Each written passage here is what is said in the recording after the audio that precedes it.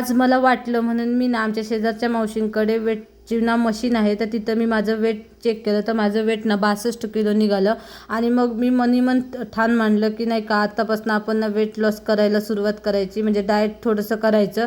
तर मी त्यांना 90 दिवसाचं चॅलेंज घेतलं आहे तब्येत कमी करायची. त्यासाठी ना मी इथे पहिल्यांदा गरम पाणी करून घेतलं कोमट, त्यामध्ये 4-5 थेंब लिंबूचे पिळले आणि ते पाणी मी पिल्यानंतर थोडासा व्यायाम केला, चालले घरातच. आणि हे ना मला जसं जमल ना तसं मी करणार आहे, कारण मला ना मुलींची शाळा पण आहे आणि आता ना सध्या शाळा कधी सकाळची असते तर कधी दुपारची असते, त्यामुळे मला व्यायाम जसा जमत दिवसभरात ना त्या हिशोबाने मी करणार आहे. आणि मी त्यांना शाळेत सोडायला चालतच जाते, त्यामुळे माझं चालणं बरंचसं होतं सोडायला आणायला.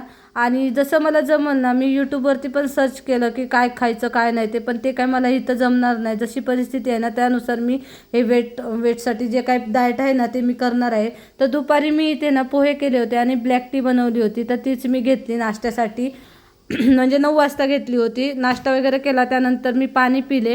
आणि पाणी ना मी दिवसभरात आता मी चेक केलं तर ना 2.5 ते 3 लिटर पाणी मी सध्या प्यायला सुरुवात केली आहे. तेवढं माझं जातंच. आणि दुपारच्या जेवणासाठी ना मी इथे खिचडी भात बनवलं होतं.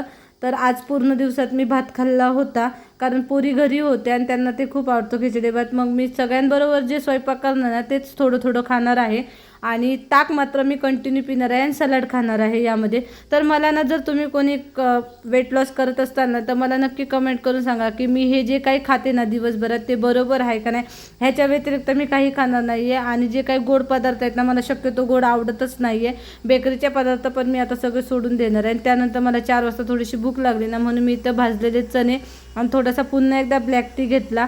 यामध्ये मी थोडीशी सध्या साखर ॲड करते आहे चहामध्ये, कारण मला अजून सवय नाही त्यामुळे. आणि रात्रीच्या जेवणामध्ये मी एकच चपाती, भाजी, सलाड आणि सुकी भाजी आणि ताक घेतलं होतं. तर पुन्हा भेटूया अशाच एका नवीन व्हिडिओमध्ये. तोपर्यंत बाय बाय.